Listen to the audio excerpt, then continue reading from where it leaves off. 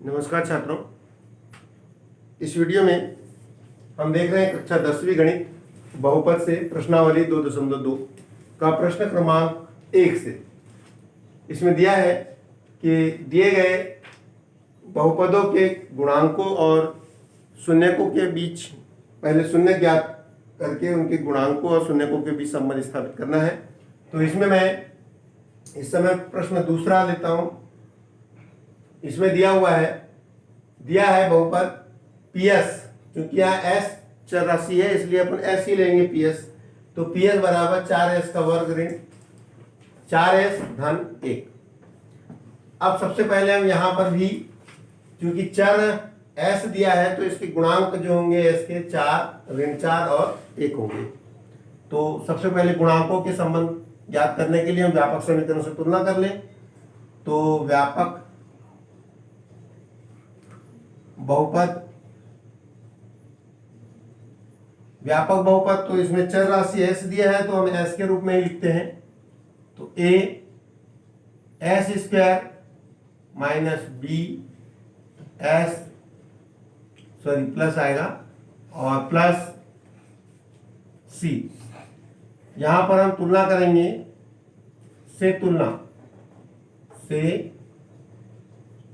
तुलना कर देते हैं।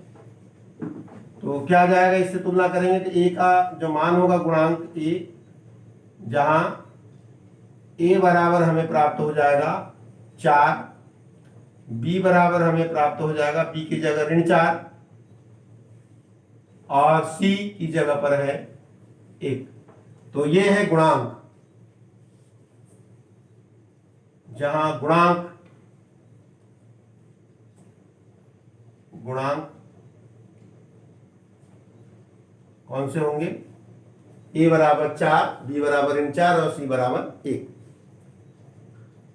सबसे पहले हम इसके शून्य ज्ञात करने के लिए, तो शून्य हम तभी ज्ञात कर सकते हैं कि कोई बहुपद का मान शून्य हो, क्योंकि हमने परिभाषा में ही बताया था कि शून्य वे संख्या है या चर राशि के वे मान है जिन्हें यदि उनके स्थान पे स्थापित कर दिया जाए तो बहुपद शून्य हो जाता है। तो जब बहुपद का मान शून्य होगा तभी हम शून्य निकाल पाएंगे। तो यहाँ लिखेंगे, चूंकि शून्यक होने के लिए, यहाँ लिखेंगे शून्यक होने के लिए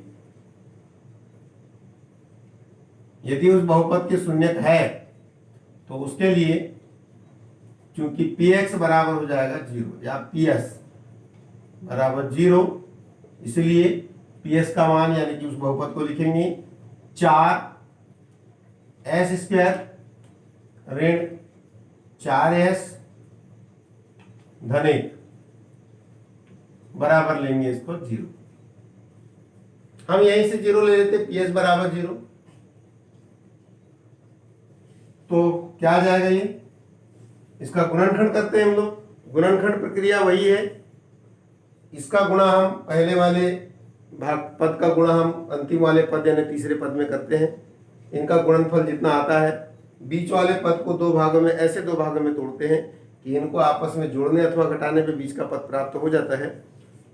लेकिन उनका आपस में यदि गुणा किया जाए तो पहले और तीसरे के गुणनफल के बराबर होना चाहिए।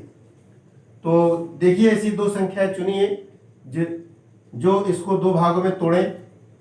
तो मुझे ऐसा लग रहा है कि यह 4, इसका गुणा करते हैं तो 4 और इनका गुणा करें तो इसको दो भागों में तोड़ते हैं तो हम ये 2 मान लेते हैं, 2 2 तो 2 दूनी 4। और यदि इनको आपस में जोड़ दिया जाए तो भी यहाँ पर 4 आना चाहिए। अब बात यह है कि ऋण 4 आना चाहिए, तो हम ऐसा करते हैं, इसको भी ऋण रख देते हैं, इसको भी ऋण रख देते हैं। आपस में जब गुणा करेंगे तो देखो, इसका गुणा किया यहाँ से तो 4 का गुणा 1 में करें तो धन 4 आ जाता है, धन 4। और ये ऋण 2 का भी गुणा यदि हम करेंगे तो धन 4 ही आएगा। तो इसका मतलब ये गुणनखंड जो है वही संख्या है ऋण 2 होगी। तो ये आ जाएगा 4S का वर्ग ऋण, ये दो भागों में टूट जाएगा तो ऋण 2S ऋण 2S धन 1 बराबर 0। अब देखिए आप क्या आ जाएगा, कॉमन निकालेंगे यहां से दोनों में से। तो यहाँ 2S है तो यहाँ भी 2 गुणित 2 S स्क्वायर है, तो यहाँ से दोनों जगह से 2S कॉमन निकल जाता है। 2S कॉमन निकल जाएगा और यहाँ बच जाएगा 2s minus 2s minus 2s common निकल गया तो बचेगा 1। अब यहाँ दोनों में ये ऋण चिन्ह लगा हुआ है, दोनों में कोई कॉमन नहीं निकलता तो कम से कम एक गुणांक कॉमन निकल सकता है, एक कॉमन निकल जाएगा और अंदर में बच जाएगा 2। अब चूंकि माइनस कॉमन निकल गया है तो अंदर माइनस हो जाएगा, ये चिन्ह बदल जाएगा क्योंकि ऋण का गुणा ऋण में करेंगे तो फिर से धन प्राप्त हो जाएगा। ये मतलब है ना, कॉमन निकालना है चिन्ह।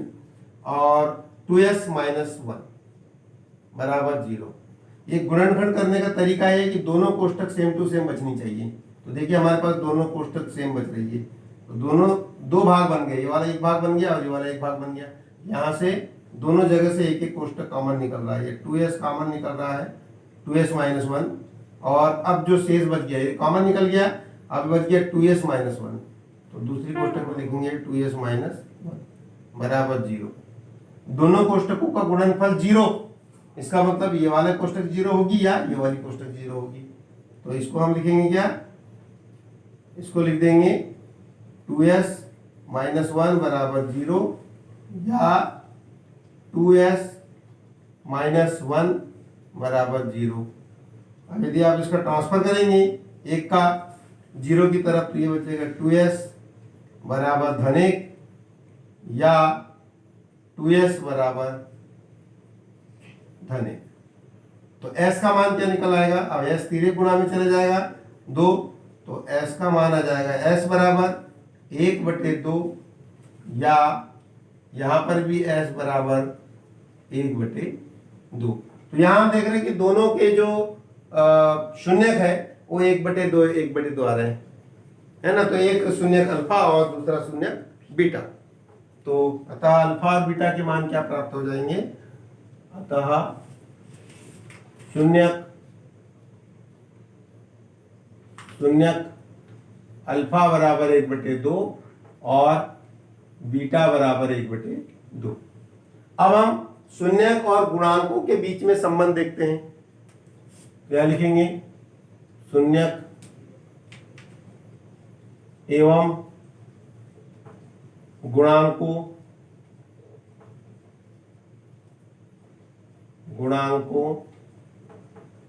के बीच संबंध,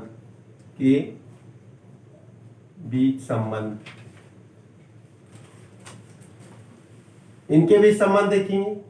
तो सबसे पहले योगफल में, तो चूंकि अल्फा प्लस बीटा बराबर होता है माइनस बी अपान ए, इसलिए अल्फा प्लस बीटा, अल्फा का मान कितना है अपने पास में 1/2, धन बीटा का मान कितना है 1/2 बराबर ऋण बी का मान कितना प्राप्त हुआ है हमारे पास, ऋण 4।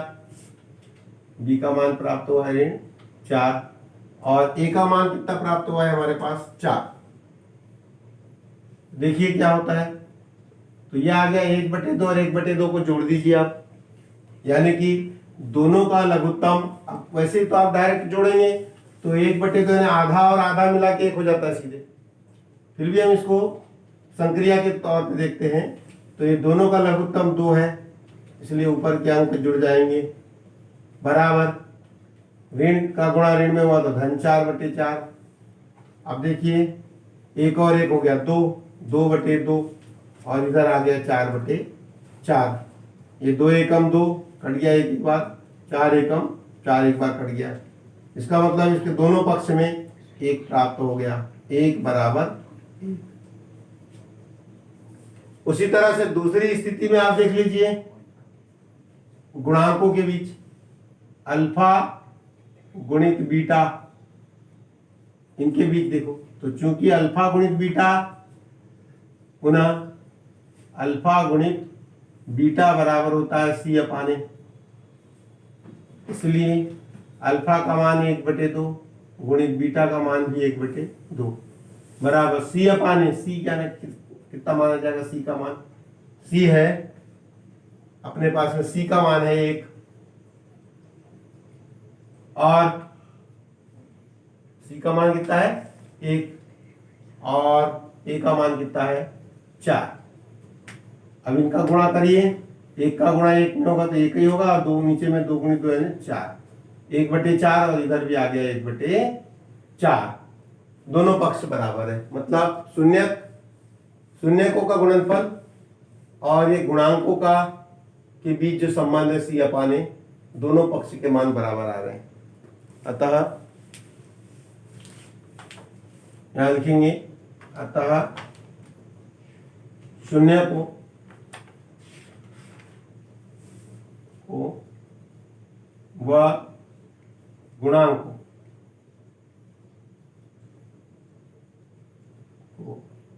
के बीच संबंध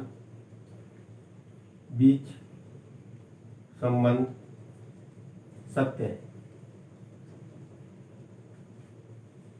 तो इस तरह से सत्य है कि नहीं उनकी हमें जांच करना था। छात्रों, बहुत ही आसान तरीके हमने सबसे पहले इनके गुणांक अलग कर लिया, उसके बाद में बहुपद के हमने शून्य प्राप्त कर लिया गुणनखंड विधि से, और जब शून्य हमें प्राप्त हो गए और गुणनखंड हमने अलग कर लिया था तो इनके शून्यक और गुणनखंडों के बीच में संबंध स्थापित किया, उनके संबंधों में जांच किया। योगफल की स्थिति में दोनों पक्ष बराबर आते हैं, गुणनफल की स्थिति में भी दोनों पक्ष बराबर आते हैं, इसलिए शून्यक और गुणांकों के बीच का जो संबंध है वो सत्य साबित होता है। धन्यवाद। यदि आपको मेरी वीडियो पसंद आ रही हो तो आप मेरे इस चैनल को सबसे पहले सब्सक्राइब करें। सब्सक्राइब करेंगे तो आपके पास हमारी वीडियो आते रहेगी, इसलिए सब्सक्राइब अवश्य करिएगा और देखते रहिए हमारी अगली वीडियो।